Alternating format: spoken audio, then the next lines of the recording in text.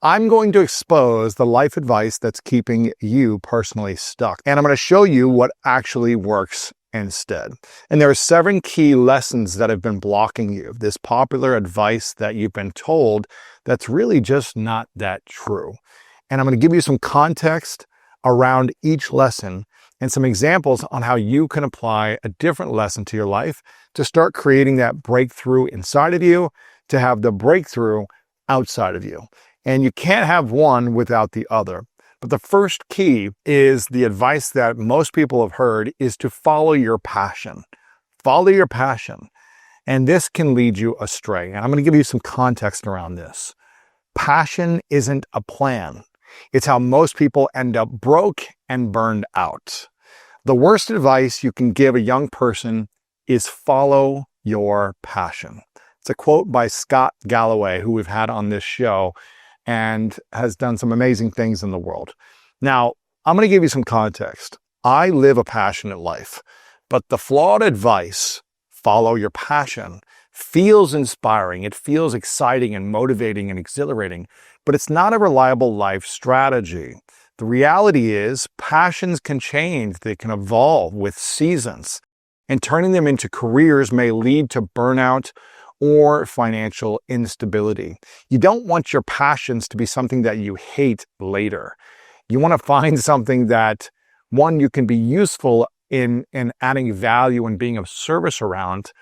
And you want to make sure your passions stay your passions. But if passions lead to burnout, then you're going to never want to do that thing that you're passionate about ever again. So an example might be that an individual passionate about painting and just loves painting quits their stable job to become a full-time artist, but struggles financially and loses the joy in painting due to market pressures or feeling like they have to be on social media constantly to promote themselves. And they lose the joy in it when the business of it or the marketing of it or the personal branding of it or the packaging or dealing with customers, whatever it might be, when all that other stuff starts to pile on top of you and create a weight that you're not ready for. You have to know what you're getting into. And if you're trying to make money and monetize a passion, that's one thing. But you've got to know what you're getting into when you're starting to monetize a passion. Now, if you could do that and you could sustain it, that's a great thing. But just saying, I'm going to go follow my passion. I love basketball, so I'm going to try to play basketball and make money. You may get burnt out by doing that strategy. If you like painting, if you like something else, you may just get burnt out. So you have to be careful of saying, I'm only going to do something I'm passionate about. And I love what I do. I love the School of Greatness. I love sitting down against some of the biggest names in the world and getting to tap into their mindset and their heart. And I love sharing that with you. And I love inspiring people. I love it. I am passionate about it. I don't think you can do something for 12 plus years every single week unless you have some joy and passion. So I have that. It doesn't mean there's not challenges and adversity and struggles and things that I don't like doing on a day-to-day basis, but I found something that I can be very good at, very effective at in serving a greater mission, a meaningful mission, which is what I talk about in The Greatness Mindset. If you don't have it yet, the New York Times bestseller, grab a copy today, which will guide you on the lessons I've learned from all the top experts I've had on here on how to truly dive into your meaningful mission and your purpose. So instead of solely chasing passion, I want you personally to identify something that you're good at and what the world needs and what you can get paid for. And when you can identify what you're good at, what the world needs, and what you can be paid for, then you can create something that's exciting. Because when you get paid for something that you're good at, that other people need, man, you build competence, you build confidence, you build consistency, and you build currency. You want to create currency in relationships, in an industry, in your community, with your friends, with your family. You want to build that currency that says, hey, I'm doing something meaningful, I'm helping, I'm useful, I'm adding value. And I'm getting paid in return for that value that I create. We all have to work at something. We all have to serve in some way. And it's asking yourself, what activities do I want to be spending more time at? And how do I want to be serving people? And how can I get paid for that service?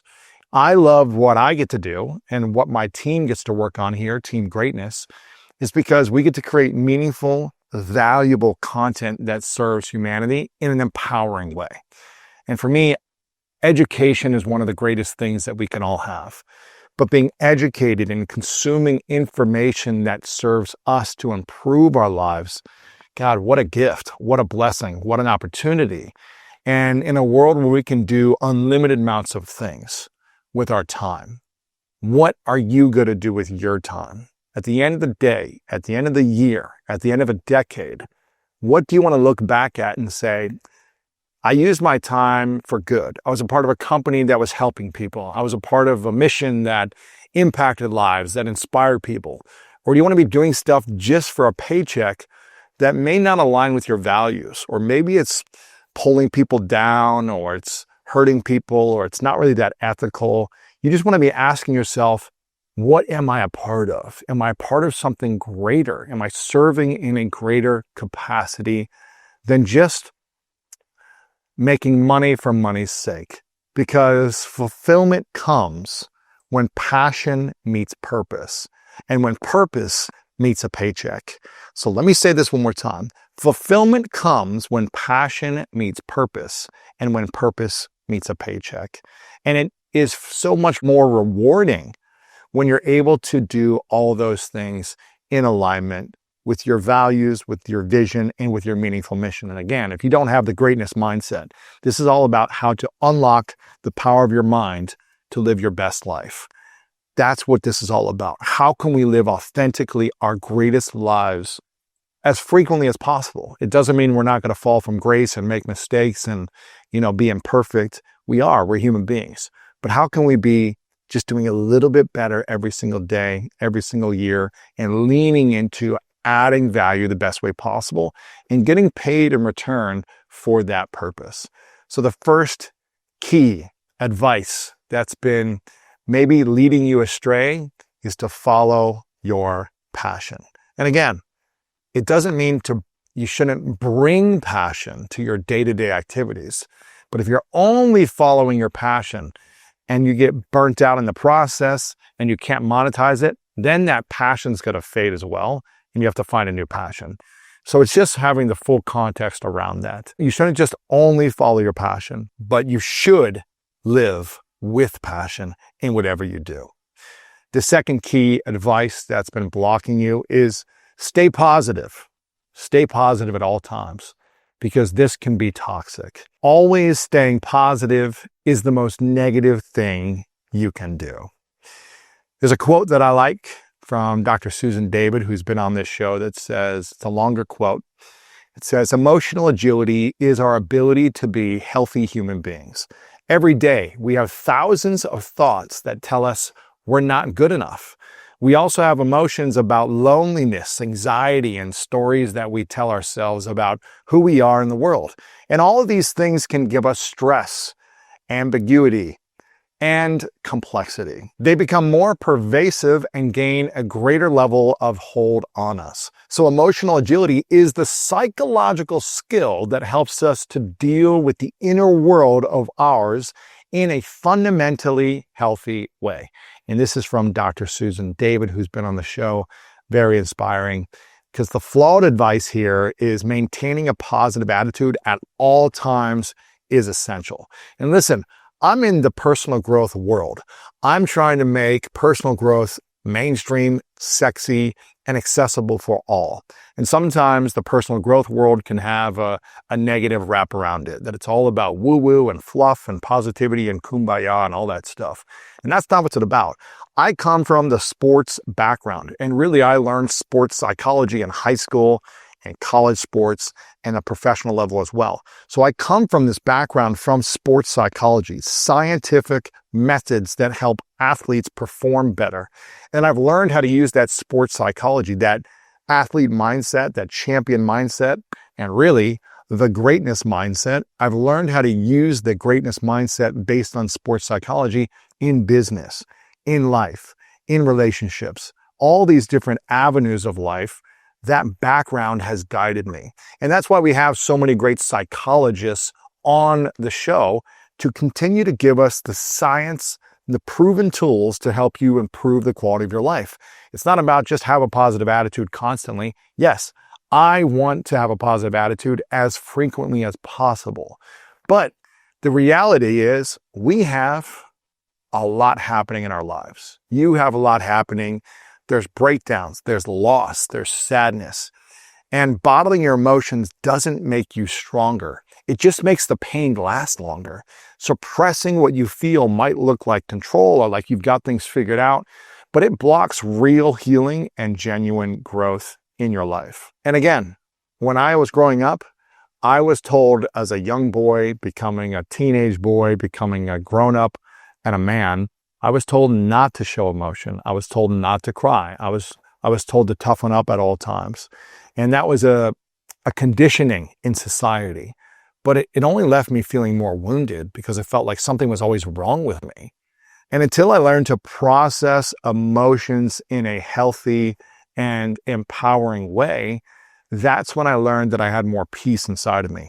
Because if you ever look at a man who never shows emotion, I'm telling you, he's got a big wound. He just doesn't want you to see it.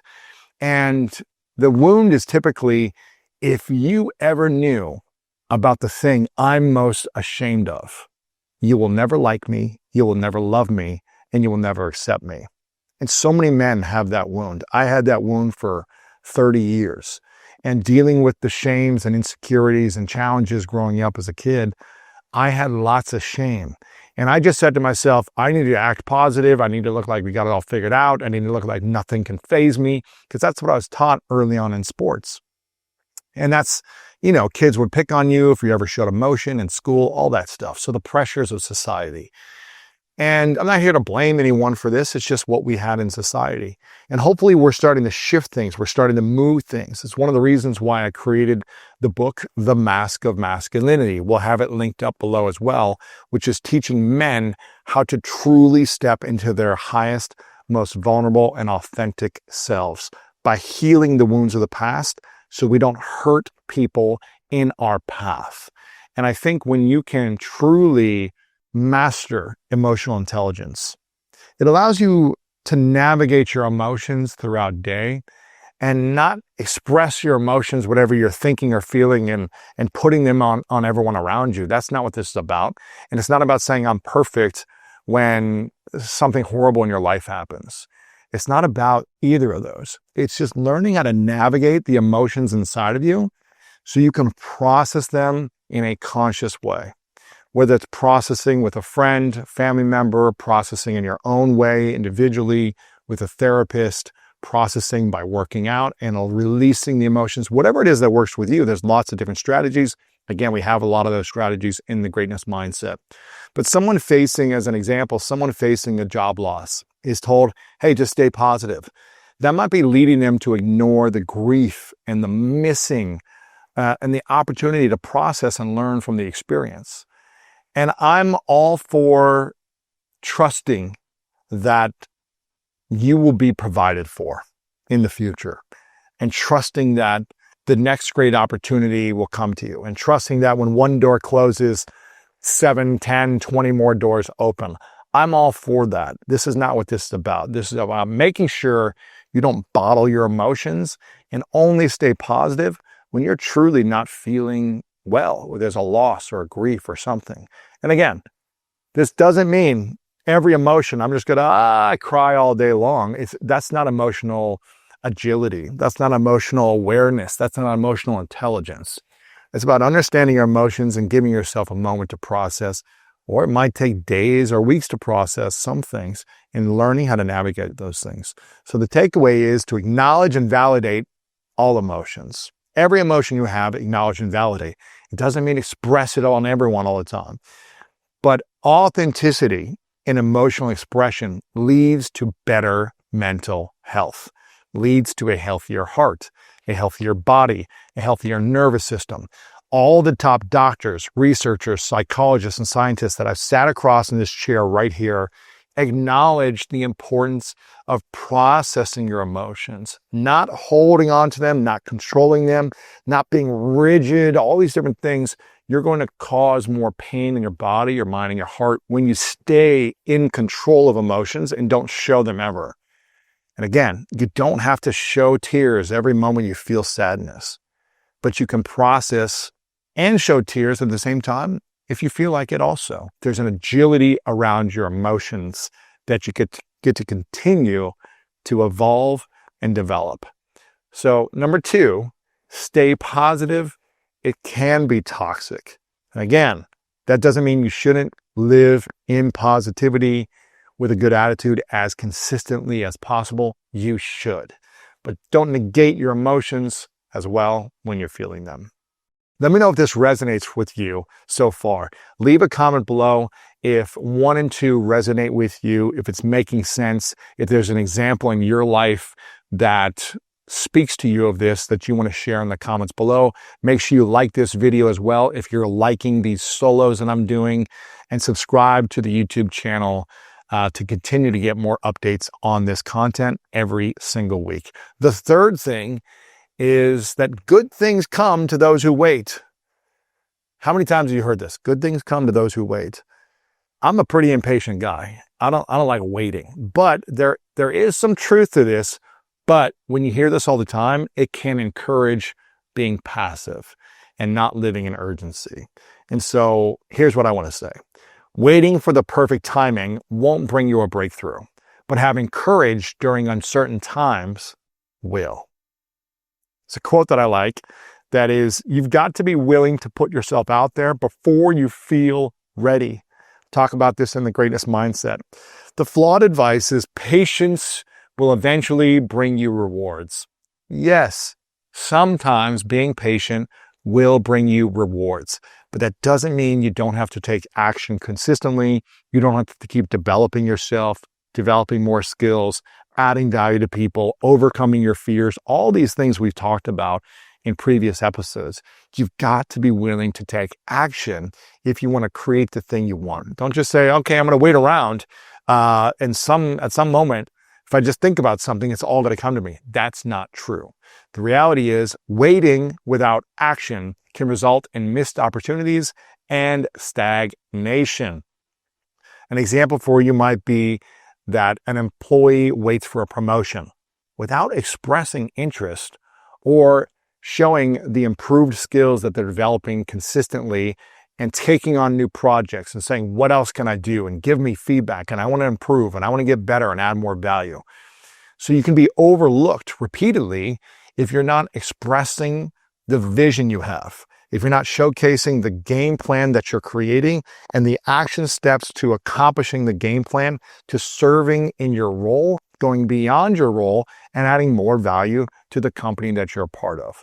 Just saying, I'm going to put in my time and I'm going to wait year after year, and I'm just going to do my job and that's it. It may not work out for you, and it may be overlooked repeatedly, which may lead to frustration or resentment or whatever emotions you have. And then if you're bottling it and you're just staying patient and positive, then you're going to be more frustrated year after year. So you've got to speak up and communicate in a conscious way with a clear game plan and a clear vision, and then action steps on a daily, weekly, monthly basis, showing the value you're adding and repeating it. This is my vision. This is what I want to create. What will it take from me?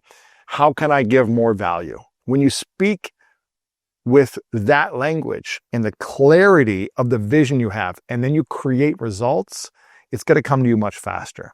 So I want you to combine patience with proactive steps towards your goals. When you do that and you have the courage to communicate consistently and add more value, good things are going to happen much quicker. And that's the key. You can't just say, I'm going to stay patient for 10 years and hopefully it all works out. It's not going to work that way. You've got to be proactive. If that makes sense, if that resonates, again, leave a comment below and let me know. But key number 3, good things come to those who wait. It only encourages people living with a passive mindset and saying, I'm just going to show up and do the bare minimum and then wait and hope something good happens because everyone's going to see my greatness. No, you've got to command your greatness by getting results consistently. That will unlock opportunities for you. It will create opportunities. And if you are creating above and beyond results consistently, and you're not seeing any growth then maybe you're not in the right place or you're out of alignment where you're at. So just be aware of where you're at, communicate what you want. And if they are not supporting you to getting you to where you want to be by saying, okay, here's what's going to take and the results you need to reach in order to get there, ask them for clarity. Say, what will it take for me to get here? And if I can get these consistently, can you help me get that raise? That should help you a lot. Key number 4, everything happens for a reason can be dismissive. Now, there's 2 parts to this. So I'm going to get into this, but here is the intro for you. Saying everything happens for a reason is dismissive. Some things don't happen for a reason. Some things just hurt, and that's reason enough. Sometimes what people need most isn't a reason. It's your presence, your empathy, and your willingness to sit with them in the discomfort. So the flawed advice around this is that all events have a purpose, even negative ones. Now, I have mixed feelings around this because in my mind, I know that in the future, it will have a reason. But let me break it down for you first. The flawed advice is that all events have a purpose, even negative ones. But the reality is this mindset can invalidate someone's struggle and discourage critical thinking about circumstances.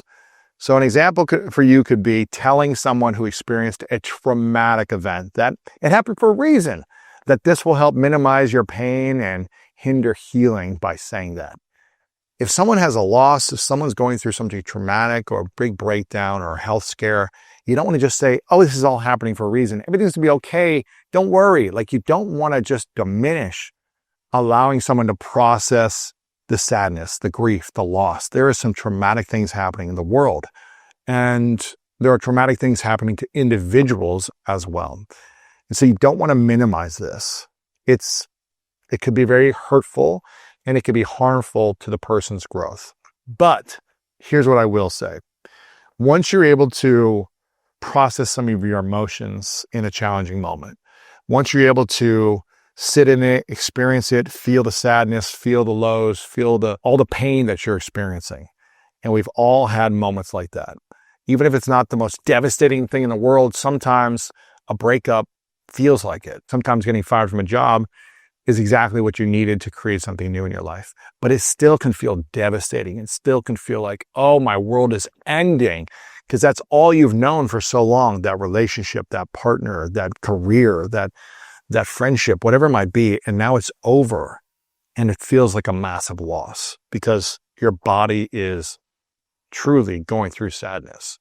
Once you're able to process it, and maybe it takes days, weeks, months, maybe years for some of these things. Once you're able to process it a little bit and have enough to be able to have normal conversations, still feeling sadness, still feeling a little down, but having normal conversations, you can start to create distance and perspective from the pain.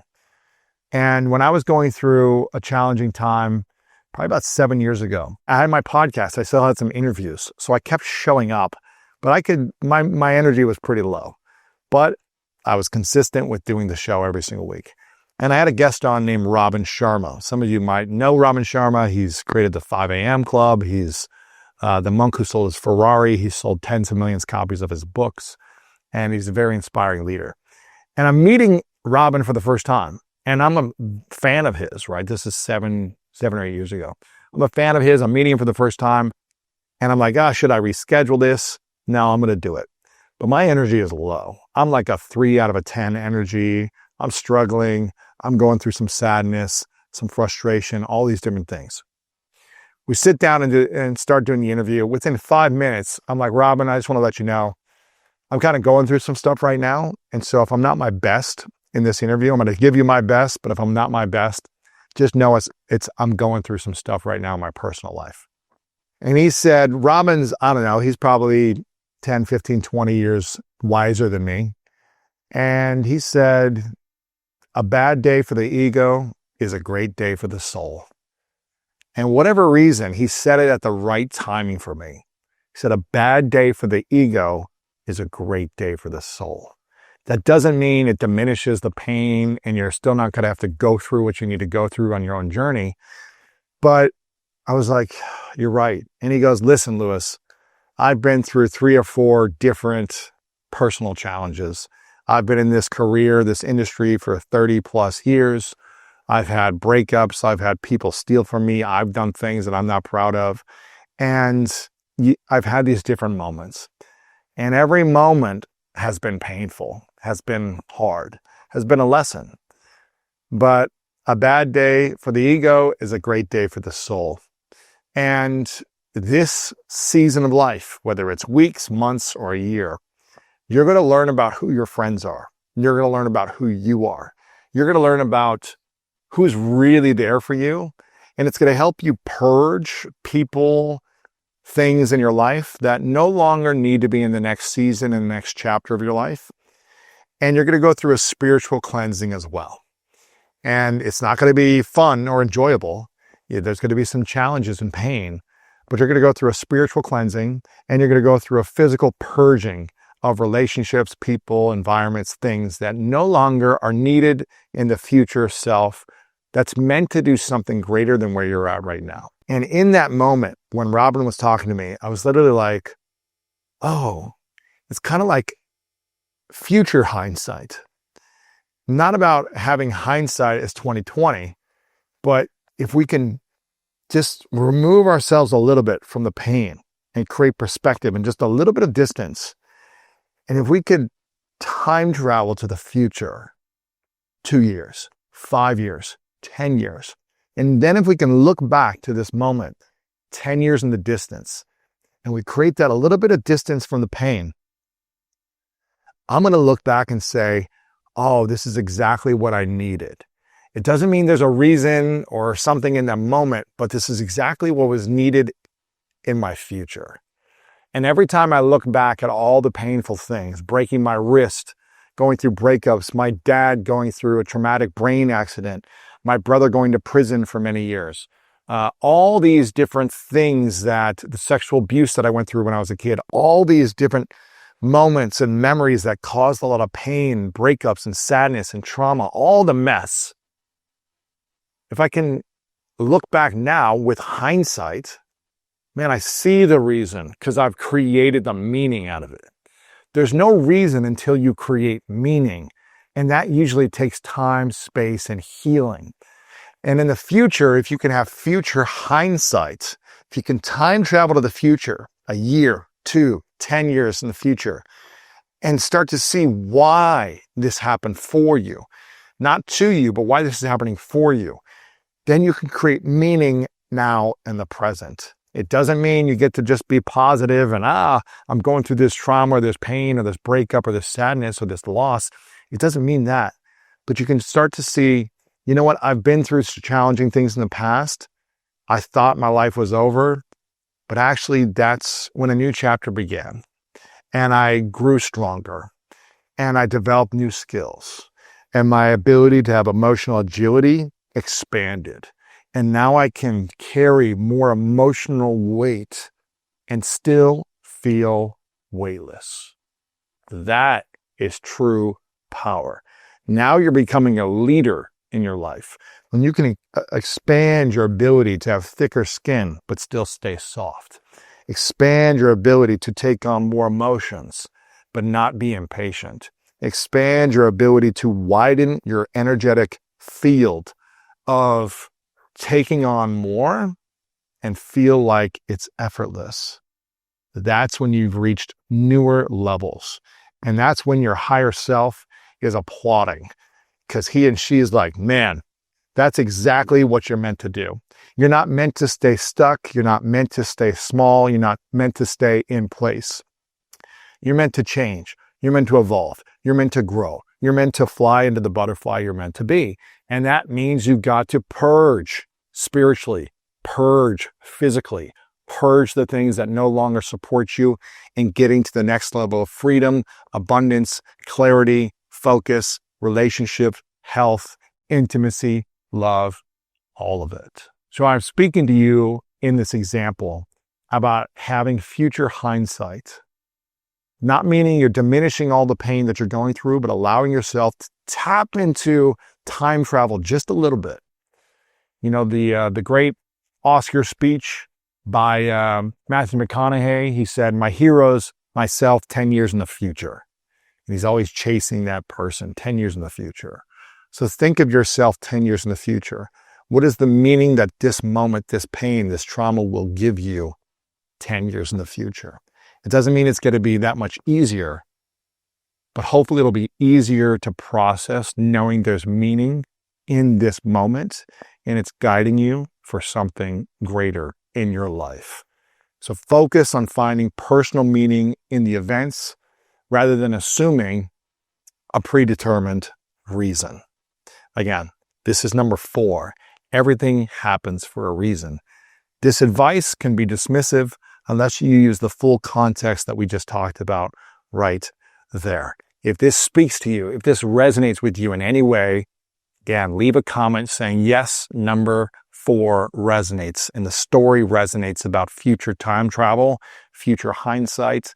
And the quote that Robin Sharma gave me was, "A bad day for the ego is a great day for the soul." It doesn't mean it's enjoyable. It doesn't mean you like it. It's not fun, but a bad day for the ego is a great day for the soul. So again, leave a comment if that spoke to you, if that resonates with you, if you got any value from it. And if you haven't yet, like this video, subscribe to the channel right now, and share this video with a friend so they can get the wisdom as well. Spread the message of greatness. Number 5, never give up. Never give up. How many times have you heard this? Never give up. Man, I'm going to give you context on this, but that can be harmful. The advice never give up can be harmful. And you need to know when to quit. So here, let me give you some context on this first, because I love the idea of never give up, but you need to know when to quit. You need to give up because quitting the wrong thing is how you find the right one. Learn to embrace the power of the pivot because life moves in seasons. And when you stop resisting change and start flowing with it, that's when the real growth begins. It's challenging though, isn't it? It's really challenging because we've heard this our whole lives. Never give up. And there is a time and a season and a place for that level of thinking. And listen, I grew up an athlete. I heard this every day in practice, every game. And that's good for certain things. If it's a 60-minute thing, don't give up to the very end. Absolutely. Absolutely. Go all the way to the end. Leave it all on the field. But if you've broken your leg or you have a broken heart and saying, I'm not going to give up. I'm going to keep going in this relationship, even when your heart's been broken and you've been bruised emotionally and someone's cheated on you over and over and over again, maybe it's time to step aside. Maybe it's time to try something different. If you've broken your leg and you're working out, maybe it's time to pause. Maybe it's time to let it heal. Maybe it's time to not never give up to the very end. It's time to listen to your body. And again, there's an edge here. There's an edge and a fine line. And you want to get to the edge. You don't want to cross the edge. Because when you go over the edge, you fall down the cliff and you die. This is metaphorically, obviously, but something bad could happen when you cross over the edge. You might hurt yourself more. You might stay in that relationship years too long. And how many of you, myself included, have stayed in relationships for years, longer than you knew when you're supposed to get out? But the old advice, just don't quit. Stay in it. You made a commitment. You've got to go all the way through to the end, no matter what. That doesn't work. And that athlete mindset of like never giving up in a relationship where you're just constantly being walked on or being brokenhearted over and over again, it's not the right thing. And I'm not saying the other person is bad or you were bad. It's just like situation is not working. I need to create a new situation. I need to separate from this, whatever it might be, physically, emotionally, financially. Again, continuing to invest in something and say, I'm never going to give up. And then you're bankrupt and you say, well, I'm going to take more money out of debt and I'm going to keep investing in this thing because I'm never going to give up on this. I promised that I was going to go all the way to the end. You're just going to have no money and people are going to not trust in you because you're going to be asking for money from everyone. So the flawed advice is persistence is always a virtue. Persistence is a good thing. Again, I'm not saying don't be persistent, but the reality is continuing on a detrimental path can waste time and resources, waste a lot of energy from you as well. And here's an example. I'm going to give you an example, a personal example from one of my sisters, and hopefully she doesn't mind me giving this example. But my sister is amazing. She's trained for she's ran marathons and done triathlons and half Ironmans, and she was training to do an Ironman. And she did a week-long bike race where it was something like, 100 miles a day or 50 miles a day in the heat and extreme heat here in USA. And after a couple of days, she had extreme heat exhaustion and she couldn't ride the next day. And she slept all day in like an AC, RV, right? She slept in an RV. And she really hurt her immune system. She really hurt her nervous system, and her body was just cashed. And on this trip, there's, 1,000 people that were doing this race. And 2 people died on this trip from heat exhaustion. It's very sad. It's very unfortunate. But 2 people died. And if my sister would have continued on, something bad could have truly happened. Something bad did happen. She realized it. She said, I'm not going to ride the next day. I'm just going to sleep. And she slept all day. Thankfully, there was a doctor there. They got her electrolytes. They got her food. They got her an air conditioning. And a couple weeks later, she's still experiencing the effects, the residue from that event. And the whole point of it was to train for an Ironman coming up in a few months. And I said, Kat, don't you think you should pause this training? You don't need to just finish to the end when 2 people died. And she said, yeah, I'm done. She goes, I'm done. This was a good wake-up call for me. And she's still a little sad because she's been training all year for this. And this is part of her identity, which holds people back. Because she's been doing this for over a decade, 15 years, doing these marathons and triathlons and all these different events. And she loves it, right? She loves it. But there's a time and a season and a chapter for everything. And I was like, Kat, don't you think maybe just do some yoga class? You can still work out hard, but do it in air conditioning. You have nothing else to prove right now. Just because you haven't done this Ironman doesn't mean you should push through and commit all the way, even though you said you're going to do it by this day. It doesn't mean you have to finish it right now. And you could always come back to this. You could take 6 months, a year, 2 years, let your body heal and recover, and maybe you can do it again. It doesn't mean it's forever if you give up right now. I think the swimmer, Diana Nyad, I think it is, she swam over 100 miles across from the Florida Keys to Cuba. And she tried it 3 different times. Then she stopped for 30 plus years trying. Then in her 60s, she tried again. And it's amazing. Again, she tried it 3 times in her 20s, couldn't do it, stopped for 30 years. Then she did it again. So maybe it's a pause. But you don't have to keep trying and beating yourself to death on things in a relationship or a career or a business just because you're I said I was going to do this and it's got to happen. Otherwise, I'm a failure. It's okay to be a failure at times. It's okay. But doing it and going all the way to as far as you can go is a huge success. Accomplishing some milestone doesn't mean you're a winner. Going after it and knowing when to quit is an amazing accomplishment just as much.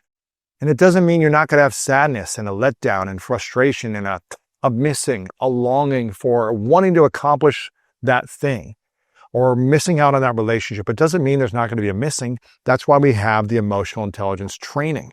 That's why we have this book and the podcast that gives you the tools to navigate those emotions of loss, of letdown, of but I put my mind to this thing for so long and it's not happening. It's okay. You became someone my sister became incredible over the last decade by taking on all these challenges. And she just found her edge. Now in the future, her edge may expand. Maybe she can come back to it in a year, 2 years, whatever, and her edge has expanded and she could take it on better. But she's reached the edge. She fell off the edge. Luckily, she hung on to some branches on the way down that saved her from falling all the way to the bottom. And she was able to pick herself back up and not fall completely. And that's what I want you to be thinking about in your life. Where in my life, do I need to pause? Recognize when to pivot or to abandon unproductive endeavors. It might just be an end of a season, an end of a chapter, and it doesn't mean something's wrong. It means something greater is coming next. So that's the end of number 5. Never give up. That can be harmful advice. Number 6, fake it till you make it. Fake it till you make it. It undermines authenticity. You can't fake becoming the person you're meant to be. You have to become them one choice at a time. Don't fake it till you make it. Face it so you can become it. And there's a key difference between faking it till you make it and facing it until you become what you want to be. Because the flawed advice is that you should pretend to be confident until you achieve the thing you want. That's like old school. Pretend that you're confident even when you have no skills. Pretend you have all the information even when you're an idiot and you really haven't studied. Pretend you've prepared when you haven't prepared at all. This can lead to imposter syndrome, and it can really hurt your lack of genuine growth. It's not going to support your growth when you're living in imposter syndrome. Because when you're in imposter syndrome, if you're living in that and you believe, I'm not ready, I haven't prepared, but I'm going to act ready and confident, you're out of alignment. These things are not lining up. So when you're in alignment with integrity and with your identity of, man, I've been putting in the work. I'm coming back to the center. I've been putting in the work. I'm excited to be here. I know I don't have all the information, but I've been doing my best in preparing to get to where I'm at. Then you can create more alignment of being exactly who you are in this moment. So an example that I give and I'm the biggest example of this because I grew up with a lack of confidence, a lack of knowledge, a lack of skills, bottom of my class in school. Took me 7 years to graduate college. Pretty much everyone I meet in the world is smarter than me, is how I think about it. Smarter than me, not wiser than me, but smarter. Smarter in school, knows more about math and history and, anything that you learned in traditional school. You know probably more than me about every subject because I didn't pay attention. I didn't study. I struggled all through school and it was like, it hurt my brain. So all that stuff that we learned, I forget it all. But I've had a lot of wisdom through street smarts, through relationships, through sports, through business, through navigating the world, through negotiations, through speaking, through pitching, through all these things. And when you have no friends, like I did growing up, 0 friends, I got really good at sitting in the school and watching people. Maybe it looks a little creepy because I'm just kind of like watching classmates walk around the hallways and I'm seeing people observe and connect with each other and seeing how this person responds to this person when they speak. And I just observed people all day long. When I go to an airport, I sit there and I just watch people. And I see how people think, how they move, how they act, how they respond to situations. I see what's on the TV. Why is someone watching that TV? Why are they glued to that? Psychologically, I tap into people's minds and hearts and try to understand their soul, try to understand why they are the way they are. So I've learned from being unliked, unlovable, and alone most of my childhood to how to navigate the world by understanding human psychology, social cues, what makes people tick, and so on. Anytime I'm out, I observe, I watch, and I ask questions. And I think when you ask questions, you can create amazing opportunities. So again, when I was starting in the business world, I was in my mid-20s. I got done playing arena football. I got hurt. I was on my sister's couch for a year and a half, and I had to figure out how to make money to get off my sister's couch. It was a big need for me. And I started going to these kind of, industry networking events. First locally in Columbus, Ohio, where I was living and where I'm from. I would go to these kind of local meetup business events. Then Twitter, social media became a thing back in 2008, 2009. So I started going to social media related events because I was doing a lot on LinkedIn at that time. And I wanted to just meet people. And then blogging became big. And I was like, okay, I'm going to go to these blogging meetups, these Twitter meetups, create these LinkedIn events, all these different things. All these national events. Let me travel to New York and San Diego and LA and go to these bigger conferences. And at the beginning, I knew nothing. I was an idiot. I was like the dumbest person in every room, right? And I felt that way.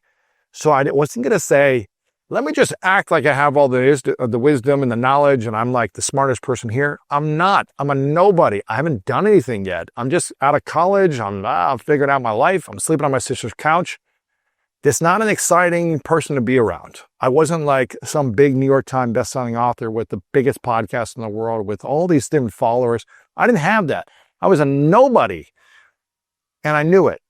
But I knew I had something to offer still, even though I was in the bottom and I was the least knowledgeable person in every room and had no money. I had nothing to offer in what normal societal terms would think as this is someone you want to be around.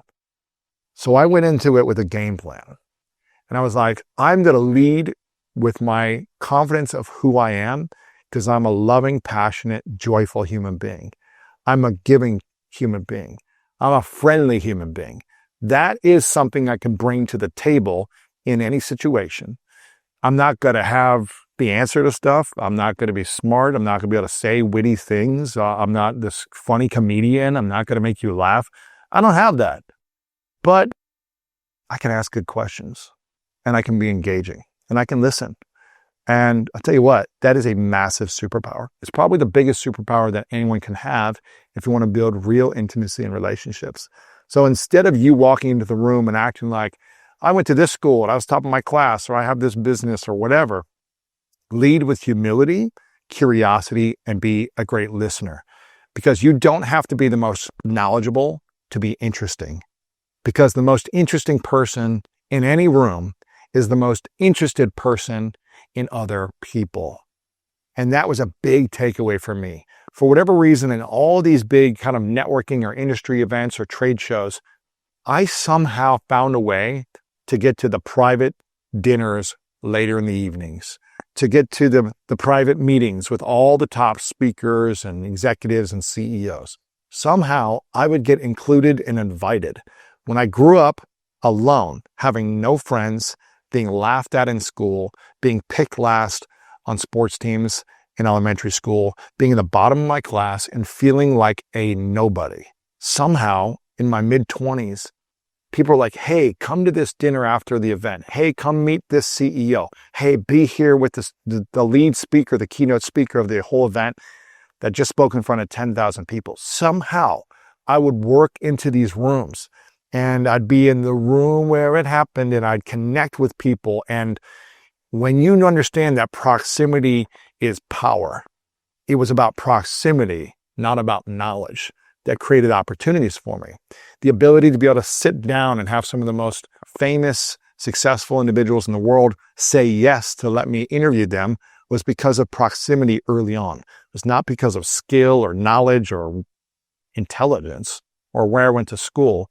It was because I would literally ask a question, not related to their business, not related to their fame or success, but just a question about their heart, about them as a human being. And by doing that, they were like, wow, most people never asked me that. And then they'd share more. And then I would just listen intently. By doing that, 30 minutes would go by and more people would come up and be listening to the story and I'd be sitting there asking more questions. And they were like, dude, this Lewis guy, he's like the most interesting person here. You guys need to meet him. And I would not say anything about my life. I'd just ask questions and somehow I would be in the room where it happened all the time and get around the right people and just continue to create those relationships. So again, you don't have to be the smartest person. And I want you to embrace vulnerability and seek help to foster real personal growth and development. So don't fake it till you make it. because it undermines authenticity. And if I went in there and started acting like I knew stuff that I didn't know, then people wouldn't feel that I'm authentic because I couldn't back it up. And I still do this today. What is it? 20 years later, 17, 18 years later when I was doing that, when I got into this industry, I'm still doing that today. I still don't go into rooms being like, I have it all figured out and I have the information. I have a lot of knowledge now. After studying some of the brightest minds and 1,700 plus episodes on the podcast for 12 and a half years, writing multiple New York Times bestsellers, I've got a lot of wisdom that I've embraced that I can apply to my life, but I still don't have all the answers. And I don't go into it thinking I do. I still go into it asking questions. And I think if you can go into it with where you're at in any environment and situation and truly lead with authenticity and connected to people, good things are going to happen. The seventh key, seventh and final for this episode. This is a big one. And I hope you're writing all these down. And also let me know which one so far has been the biggest key for you and the biggest takeaway from this episode. Leave a comment below. Let me know. Please, if you haven't yet, click the like button on this video right now and subscribe to this channel. We're close to 5 million subscribers here on YouTube and on this channel. If you're listening, you can go to Apple Podcasts, leave a review, or Spotify as well if you want to listen. Because this is number 7. Success equals happiness. Have you ever heard this? Success equals happiness? Well, this advice can be misleading. Because if you chase success thinking it will bring happiness, you'll get everything except peace. Pooh. Let me say this one more time for the people who are not listening fully. If you chase success thinking it will bring happiness, you'll get everything except peace. Success isn't worth it if you're miserable once you get there. And I love this quote from Jim Carrey. He said, I think everybody should get rich and famous and do everything they ever dreamed of so they can see that it's not the answer. Man, good old Jim Carrey. For 12 plus years, I've been wanting Jim Carrey to sit here across from me and talk more about his spiritual philosophy, his personal philosophy of life. I just think he's gone through such an incredible career, so many different highs and lows and ups and downs, and he's just learned so much wisdom. And one day, my intention and vision is to have him sitting here across from me, giving some incredible wisdom for you. So if you or you know anyone that is connected to him, feel free to reach out to me, email through the website, lewishowes.com, or you can DM me and let me know and make an introduction to someone on his team because I'd love to have Jim Carrey on this show. Success isn't the destination. Alignment is. And that's something you need to be thinking about in your life. Am I only seeking success? If you're doing it from a place that is out of alignment, then you'll never be happy when you reach the destination. Alignment should be the key. The flawed advice here is that achieving success will automatically lead to happiness. I'm telling you, it won't. I have accomplished so many things that I wanted to accomplish because I was really good all my life of setting goals, taking the action, doing a lot of work, and accomplishing the goals. And it doesn't mean I'm not grateful and happy that I accomplished those things. But there are so many times when I accomplished goals that I was almost like miserable and depressed almost minutes after I accomplished them. And some of these things would be like 5, 10-year goals that I was just training for, trying to make happen. And then all of a sudden, boom, reach the goal and, I thought I'm supposed to feel something differently. You've heard this a million times from people. It's not necessarily going to make you feel something. You might have a night or a day where you're like celebrating, great. But then the next day you wake up and you say, why do I still feel sad? Why do I still feel not good enough? Why do I still feel unlovable? Why do I still feel like I don't have the approval of people in my life? Why do I still haven't reached some level of feeling that I want to feel? Well, the reality is achievement looks good, but fulfillment feels good, and they're not the same. Let me repeat that for you. Achievement looks good. Fulfillment feels good. They are not the same. An example for you is a person can achieve career milestones, but feels empty due to neglecting personal relationships, never showing up for their partner, never showing up for their kid, or they've neglected their health, and therefore they're obese and they don't feel good in their own body. So they've worked very hard to accomplish this goal, but they've neglected something else. So I want you to define your personal values and align goals accordingly to find true alignment. And that doesn't mean you're always going to be content and happy, no matter what. But when you're in alignment, God, you can wake up every single day and you can look up in the sky and just say, man, I'm blessed to have another day to be alive. Because I'm in alignment with the flow of what I'm meant to do of this chapter, this season. And I'm in that pursuit. And whether you accomplish the goals or not is kind of irrelevant. It's more about, am I becoming and being and living in accordance to who I want to be every single day? Not meaning you're going to be perfect. You're going to make mistakes. You're going to hurt yourself. You're going to hurt other people. Like, these things are going to happen. And you get to take responsibility for these things as well and amend relationships and apologize and own responsibility for the things that you do. But it's about, am I living my life in accordance to my values and being in alignment to it the best that I can? We're all human beings. We're going to make mistakes. But am I doing it to the best? And if so, can I wake up and say, man, I'm grateful to be here. What an opportunity to live another day, to have another shot, to have another experience, to connect, to create, to add value, and to be of service. That's the most important thing. Key number 7 is success equals happiness. This can be misleading. These are 7 keys that we just provided for you. And this popular life advice keeps a lot of people miserable when they believe in these things. There's context to everything. Sure, these lessons can be valuable. And it took me some time to where I was on my sister's couch, feeling the weight of all this stuff on top of me, when I realized I've got to face this. And until I go all into my fears will never disappear.